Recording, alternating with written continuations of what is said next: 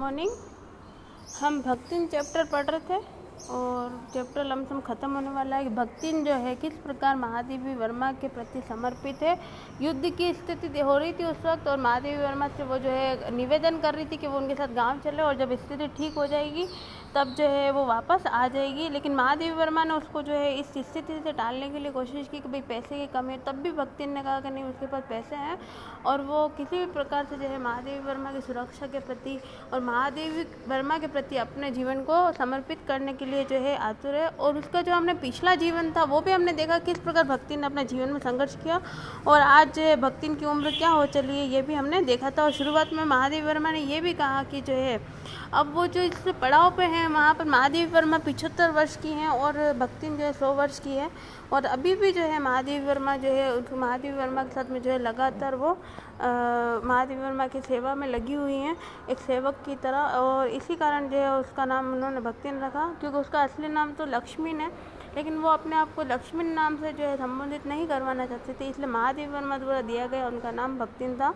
आगे हम देखें इसके अंदर परिवार और परिस्थितियों के कारण स्वभाव में जो विषमता उत्पन्न हो गई, उनके भीतर से एक स्नेह और सहानुभूति की आभा फूटती रहती है। इसी से उसके संपर्क में आने वाले व्यक्ति उसमें जीवन की सहज मार्मिकता ही पाते हैं। अब ये कह रहे हैं कि जो परिवार की परिस्थितियाँ थी है ना, उसके और विषमताएँ थी, उसके कारण थोड़ा इंसान चिड़चिड़ा और अलग तरीके का हो तो जाता है, लेकिन साथ ही वो कह रहे थे कि उसके अंदर की जो खुशी थी, स्नेह था, सहानुभूति थी, उसकी आभा क्या होती थी, फूटती रहती, क्योंकि इंसान क्या है ऊपर से तो कठोर बन सकता है लेकिन अंदर ही अंदर क्या है, इंसान अपने आप में जो है कमज़ोर महसूस करता है। तो ऐसी स्थिति में जो है वो कह रहे हैं कि अंदर तो जो है भक्तिन के भी सहानुभूति और जो है स्नेह की भावना है।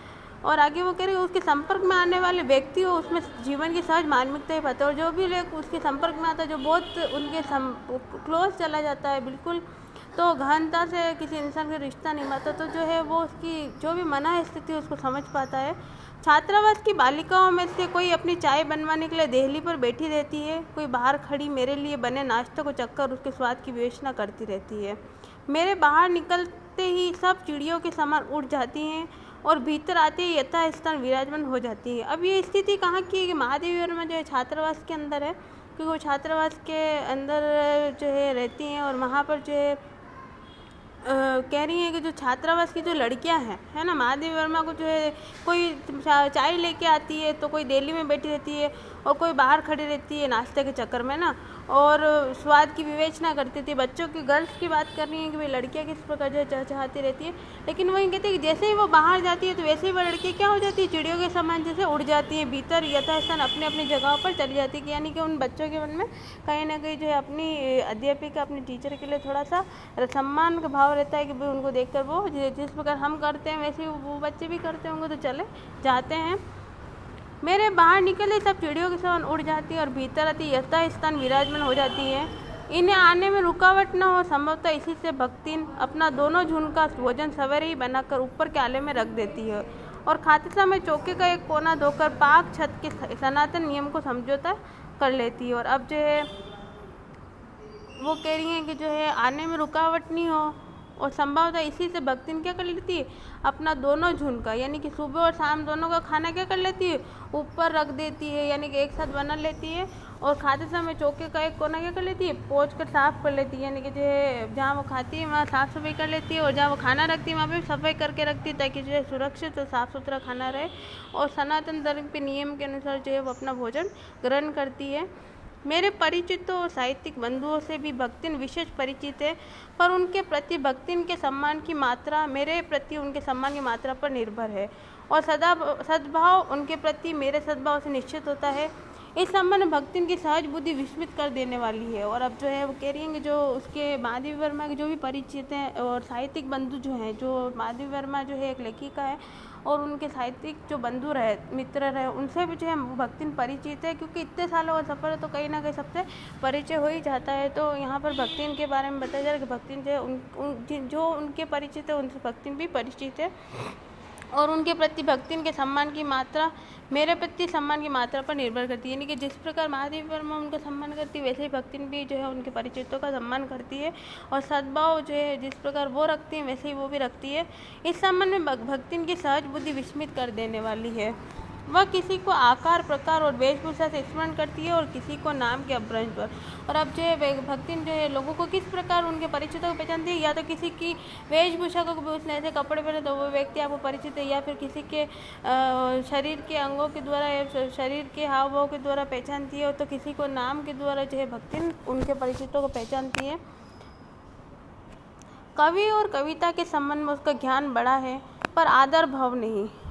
किसी के लंबे बाल, अस्त व्यस्त वेशभूषा देखकर वह कह उठती है, का हो कवित लिखे जानत है, और तुरंत उसकी अवज्ञा प्रकट हो जाती है। तब वो कुछो करिए धरियो ना, बस गाली गली गौत बजौत फिरे है।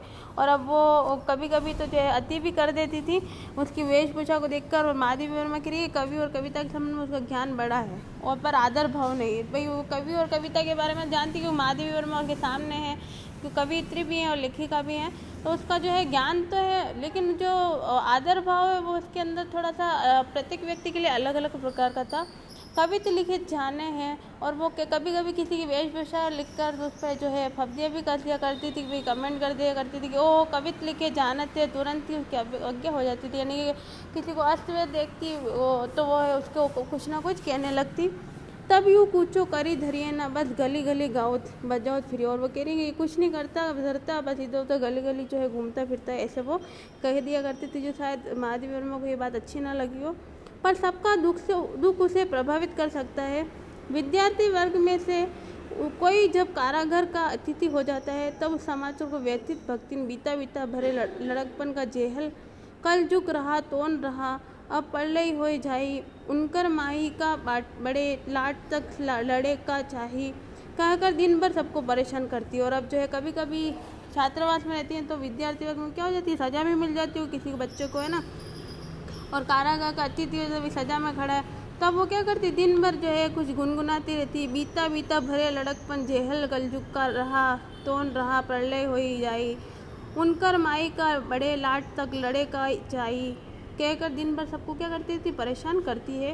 बापू से लेकर साधारण व्यक्ति तक सबके प्रति भक्ति की सहानुभूति एक रस मिलती है। और अब वो यूँ कह रहे हैं कि जो है भक्तिन काफ़ी जो है लेखकों से भी परिचित थी। तो जो बापू हैं महात्मा गांधी और जो अन्य जो है कवि रहे, व्यक्ति रहे, साधारण व्यक्ति, उन सब के प्रति जो है भक्तिन की जो है सहानुभूति एक समान है। भक्तिन के संस्कार ऐसे हैं कि वह कारागार से वैसे ही डरती हैं जैसे यमलोक से। और वो कह रही है कि भक्तिन जो है, भक्तिन के संस्कार ऐसे कि वो कारागार यानी जेल से ऐसे डरती है जैसे क्या है, यमलोक से डरती है। जैसे कि यमलोक के देवता आएंगे वैसे ही वो कारागार से डरती है। ऊंची दीवारें देखती वह आँख मूंद कर बेहोश हो जाना चाहती है। और वो कह रही है कि जो है ऊंची दीवारें देखकर उस कारागार की, क्योंकि आपको पता है कि जो जेल होती है उसमें ऊंची जो दीवारें बनाई जाती ताकि कैदी क्या है भाग ना सके, तो कारागार की ऊंची दीवारें देखकर उसको लगता था कि वो बेहोश हो जाएगी। उसकी ये कमजोरी इतनी प्रसिद्धि पा चुकी कि लोग मेरे जेल जाने की संभावना बता कर उसे चिढ़ाते रहते। और अब क्योंकि महादेवी वर्मा एक कवि जो भी लेखिका कभी गलत भी लिखते तो जेल जाने की संभावना हो सकती है, तो लोग क्या करते थे कि भाई जो वो भक्तिन जब डरती थी कि जेल के कारागार की दीवारों को देखकर, तो जो है कुछ लोग उसको चिढ़ाने लगे थे भक्तिन को, क्योंकि महादेवी वर्मा कब जेल चली जाए, है ना, कभी उनको भाई निमंत्रण आ जाए जेल से कि भाई अब तुमने गलती कर दी है, अब चलो कारागृह के अंदर, तो उससे पहले वो क्या करती थी, लोग डरती रहती थी और लोग इस डर के कारण उसको चिढ़ाते रहते थे। वह डरती नहीं, ये कहना असत्य होगा, पर डर से भी अधिक महत्व मेरे साथ का ठहरता है। और वो कह रही है कि वो डरती तो नहीं है किसी से, लेकिन फिर भी उसको जो है महादेवी वर्मा के साथ में रहना है, इस कारण जो है उसको, अगर महादेवी वर्मा कारागृह चलेगी तो वो किसके साथ है, तो उसको उनके साथ रहने का जो है डर हमेशा लगा रहता था। चुपचाप मुझसे पूछने लगती है कि वह अपनी के धोती साबुन से साफ़ कर ले, जिससे मुझे वो उसके लिए लज्जित ना होना पड़े। और वो जो है महादेवी वर्मा कह रही, वो चुपचाप मुझसे क्या करने लगती, पूछने लगती कि वह अपनी धोती जो है साबुन से साफ़ कर ले, जिससे क्या उन्हें लज्जित ना होना पड़े, क्योंकि जो है उसके कपड़े क्या होते थे, मेले कुचेले होते थे, है ना। तो वो कह रही है कि भाई अगर जेल जाना पड़े तो साथ में जाएंगे, तो भाई वो अपनी धोती को साफ़ सुथरी कर लेता कि महादेवी वर्मा जैसे लेखिका के साथ जाए तो महादेवी वर्मा को लज्जित ना होना पड़े। क्या क्या सामान बांध ले जिससे मुझे वहाँ किसी प्रकार की असुविधा न हो सके। और अब वो कह रही क्या क्या सामान बांध लूँ जिससे मुझे वहाँ असुविधा न, क्योंकि भक्ति के स्वभाव के बारे में आपने देखा कि वो जो है वो सेवक के रूप में, लेकिन फिर भी उसकी जो प्रकृति है वो अभी भी जो है मालकिनों वाली है। तो वो अपने आप में कह रही है कि भाई क्या क्या बांध लूँ जिससे क्या हो, मुझे वहाँ पर जो है परेशानी ना हो। ऐसी यात्रा में किसी को किसी के साथ जाने का अधिकार नहीं, ये आश्वासन भक्ति के लिए कोई मूल्य नहीं रखता। और अब वो कह रही कि अगर जेल जाना पड़े, वर्मा कह रही कि अगर जेल जाना पड़े तो ऐसी यात्रा में कोई किसी के साथ जा नहीं सकता जेल में, तो क्योंकि जेल में जो अपराधी वही जाएगा जिसने अपराध किया होगा। तो लेकिन आश्वासन भक्ति के लिए मूल्य रखता है। वो मेरे न जाने की कल्पना से इतनी प्रसन्न नहीं होती जितनी अपने साथ न जा सकने की संभावना से अपमानित। और अब वो कह रही कि भाई वो जेल में जाए नहीं जाए तो कोई कंफर्म नहीं है, लेकिन फिर भी जो है वो उसके मन में ये डर रहता था कि जो है अगर वो साथ नहीं जा सकेगी तो जो है उसका क्या होगा, अपमान होगा, क्योंकि जो है वो क्या है पूर्णतः जो है महादेवी वर्मा के प्रति समर्पित है। भला ऐसा अंधेरा हो सकता है जहाँ मालिक व नौकर मालिक को लेकर जाकर बंद कर देने में इतना अन्याय नहीं कर, ठीक है। तो वो कह रही है कि अपमानित वाली बात यहाँ है कि जहाँ मालिक है वहाँ नौकर और मालिक को ले जाकर बंद कर देना है ना, बंद कर देने में इतना अन्याय नहीं है, पर नौकर को अकेले मुक्त छोड़ देने पहाड़ के बराबर अन्याय है। और वो कह रही है कि जो है जहाँ मालिक है वहाँ तो नौकर को ले जाकर जो है बंद करना अन्याय नहीं होगा, क्योंकि जो है मालिक ने गलती की तो नौकर को क्यों ले जाए, है ना। और फिर वो कह रही है कि पर नौकर को अकेले मुक्त छोड़ देना पहाड़ के बराबर अन्याय हो। कह रही है कि अगर उसके कथन है ये भक्ति के, अगर नौकर को जो है अकेला छोड़ दिया जाए तो ये पहाड़ के बराबर अन्याय है, क्योंकि मालिक का जो है नौकर क्या हमेशा सेवक के रूप में भूमिका निभाएगा। ऐसा अन्याय होने पर भक्तिन को बड़े लाट तक लड़ना पड़ेगा। और अब वो यूँ कह रही है कि अगर ऐसा अन्याय हो गया कि भक्तिन को छोड़ दिया और खाली उसको ही ले गए तो ये जो है पहाड़ तक जो है उनको बड़े भाई लड़ना पड़ेगा कि साथ में लेके चलो। किसी की माई यदि बड़े लाट तक नहीं लड़ी तो नहीं लड़ी, पर भक्तिन का तो बिना लड़े काम ही नहीं चल सकता। और अब वो के महादेवी वर्मा कह रही हैं कि भाई कोई लड़ा बली मत हो, इसके लिए भाई सेवक और जो है मालिक साथ साथ जाए, लेकिन जो है भक्तिन के लिए तो उनको क्या करना पड़ेगा, लड़ना ही पड़ेगा, क्योंकि भक्तिन के लड़े बिना काम नहीं चल सकता। ऐसे विषम प्रतिद्वंद्वी की स्थिति कल्पना में भी दुर्लभ है। और अब जो है वो कह रही हैं कि जो ऐसा प्रतिद्वंदिता है कि मालिक के साथ रहने वाली जो है स्पर्धा है, इसके अंदर जो है ये सिर्फ कल्पना मात्र दुर्लभ है, क्योंकि इस जमाने के अंदर कौन अपने आप को जो है मुसीबत में डालना चाहता है। लेकिन भक्ति इनका जो है सेवा भाव इस प्रकार का है कि वो पूरी तरीके से जो है महादेवी वर्मा के प्रति समर्पित है। उसको खुद से ज़्यादा जो है महादेवी वर्मा के बारे में चिंता लगी रहती है। मैं प्राय सोचती हूँ कि जब ऐसा बुलावा आ पहुँचेगा जिसमें न धोती साफ करने का अवकाश रहेगा, न सामान बांधने का, न भक्तिन को रोकने का अधिकार होगा, न मुझे रोकने का, तब चिर विदा के अंतिम क्षणों में यह देहातीन वृद्धा क्या करेगी और मैं क्या करूँगी। और अब देखिए महादेवी वर्मा अलग ही कल्पना कर रही है कि भाई ऐसा कोई दिन आ गया कि भाई मृत्यु वाला दिन आ गया, है ना। अगर भाई जेल जाने तक की बात तो ठीक है कि साथ में ले जाने की जिद की जा सकती है, लेकिन अगर ऐसा दिन आ गया जहाँ बुलावा आ जाएगा जिसमें ना तो धोती जाएगी और ना ही अवकाश यानी छुट्टी का दिन मिलेगा, ना कोई सामान बांधने का दिन मिलेगा, ना भक्तिन को रुकने का अधिकार मिलेगा, है ना, ना मुझे रोकने का, ना वो खुद भी नहीं रोक पाएगी क्योंकि वो मृत्यु शैया पे होंगी। तो तब चिर विदा के अंतिम क्षणों में यह देहातीन वृद्धा क्या करेगी। और फिर महादेवी वर्मा सोच रही है कि भाई उसका इतना महादेवी वर्मा के प्रति लगाव है, अगर किसी दिन ऐसा हुआ कि वो उनसे पहले जो है संसार को से विदा ले लें, तो ऐसी स्थिति में वो देहातीन यानी कि परदेश से आई हुई वृद्धा अकेले क्या करेगी और मैं क्या करूँगी। और वो कह रही है कि वो भी क्या करेंगी। भक्तिन की कहानी अधूरी है पर उसे खोकर मैं इसे पूरी नहीं करना चाहती। और वो कह रही हैं कि अंतिम क्षण लाइन में लिख रही है कि भाई भक्तिन की जो कहानी है वो इतने ही सब भक्तिन के बारे में बताना चाह रही है, क्योंकि वो भक्तिन की कहानी को अगर पूर्ण विराम दे आगे तो वो भक्तिन को खोना नहीं चाहती, क्योंकि अगर कहीं ना कहीं जो है भक्तिन को उन्होंने खोया होगा, क्योंकि इंसान के जीवन के जो है कुछ क्षण में अंतिम क्षणों में हर व्यक्ति को एक दूसरे से अलग होना पड़ता है।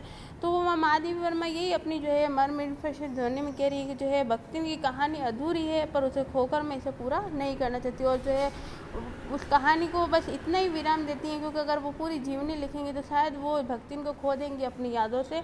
इसीलिए जो है महादेवी वर्मा ने जो है भक्तिन पाठ लिखा है। आप भक्तिन पाठ से सीख ले सकते हैं कि महिला के जीवन के बारे में, कि महिला के जीवन में कितने सारे पड़ाव देखे और अंतिम जीवन में जो है उसको उनके प्रति लगाव किस प्रकार हो सकता है। तो आप ये पाठ पढ़ेंगे, इसके क्वेश्चन आंसर आपको मैं सेंड कर दूँगी, आप ये कर लें, ठीक है। धन्यवाद।